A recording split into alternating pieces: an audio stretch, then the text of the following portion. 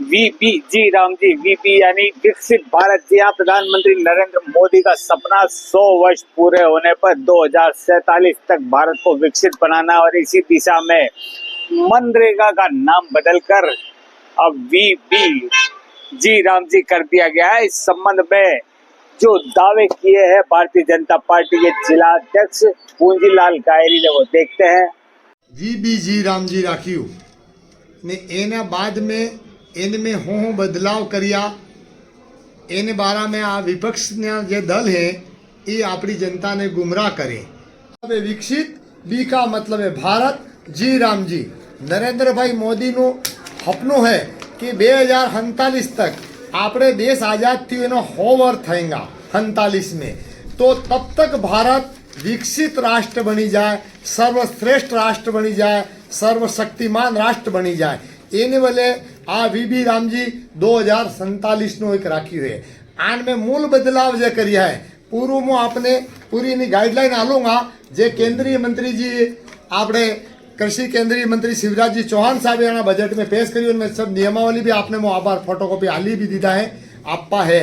पर मूल 5 काम एने करिए। सब थकी पहलो काम तो आपे देखियो रहेगा, જ્યારે देश આપણો આઝાદ થયો એને પહેલે કુવા વાવડીએ બની હતી।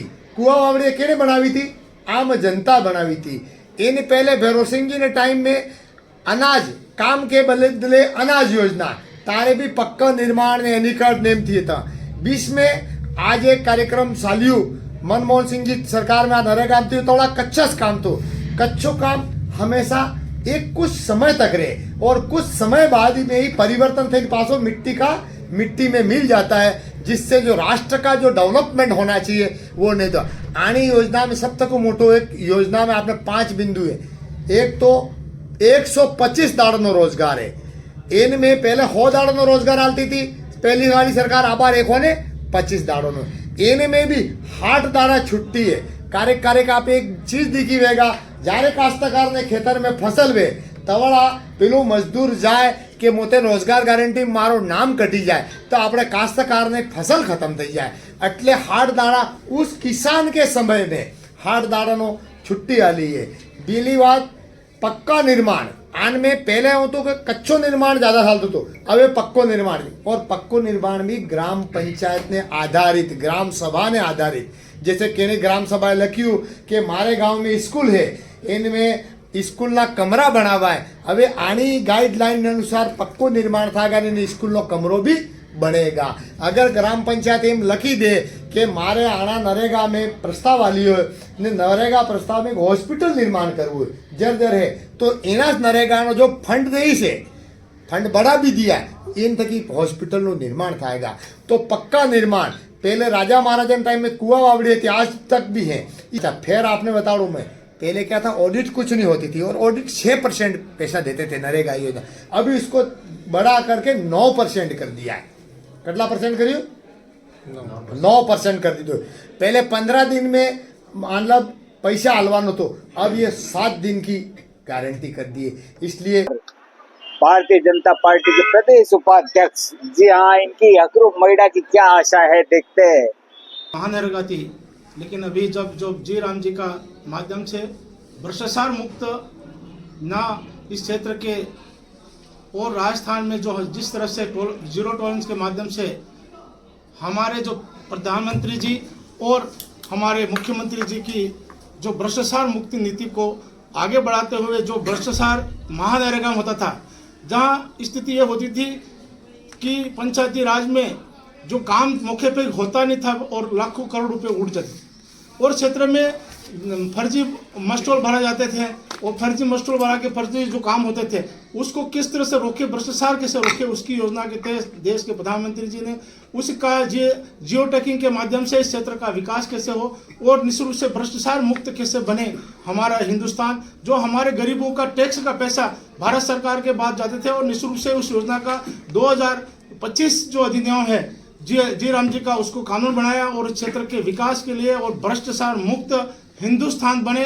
नहीं तो आज देखते हर सरपंच बोलोरो लेके घूमता था और वो भ्रष्टाचार लेकर आज उसकी जांच हो रही थी, वो जांच मुक्त हो और निश्चित रूप से ईमानदारी से बांसवाड़ा का और बांसवाड़ा पूरे राजस्थान में विकास हो और हमारे जो विकास का काम होगा वो निश्चित रूप से सदियों तक चलेगा। नहीं तो मिट्टी डाल के पैसे उठा के पैसे का भ्रष्टाचार के सेम से होता था। हम जिला परिषद में भी अपनी बात को रखते थे, भ्रष्टाचार मुक्त बांसवाड़ा कैसे बने।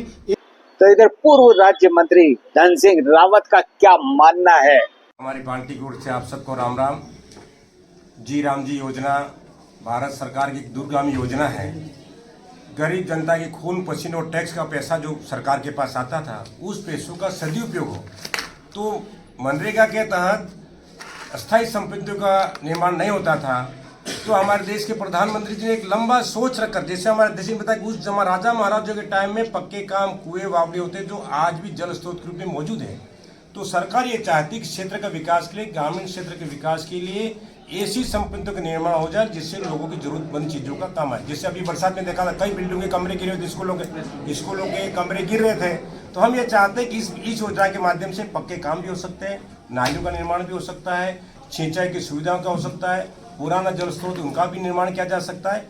और उस योजना नरेगा में ऑडिट नहीं होती थी। इसमें भ्रष्टाचार को रोकने के लिए ऑडिट का बहुत बड़ा प्रावधान है। ऑडिट होगा जिससे कि भ्रष्टाचार नहीं हो। हम और आप सबको पता है कि कई लोगों ने इसको दलाली के रूप में काम किया था। एक आदमी के पास 500 जॉब कार्ड, हजार जॉब कार्ड लेके फर्जीवाड़ा करते हैं। तो फर्जीवाड़ा रुकेगा और देश की स्थायी परिसंपत्तियों का निर्माण होगा और 100 के बजाय 125 दिन का रोजगार मिलेगा।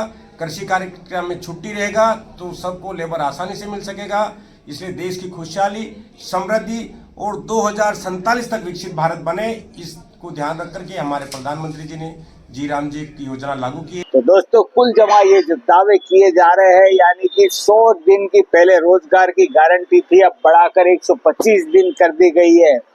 वहीं बरसात के मौसम में, यानी कि जो बुआई का मौसम होता है, उस समय 60 दिनों की छुट्टी इसमें की गई है। प्रशासनिक व्यय को भी 6% से बढ़ाकर 9 कर दिया गया। और सबसे बड़ी बात यह रहेगी कि अब तक इस महात्मा गांधी के नाम से जो योजना थी, वहां पर बोलेरो जीपे नजर आ रही थी, लेकिन अब बोलेरो जीपे नहीं, गांव-गांव में पक्के निर्माण नजर आएंगे, यानी विकसित भारत का सपना पूरा होगा। तो दोस्तों, यही है वीपी जी राम जी।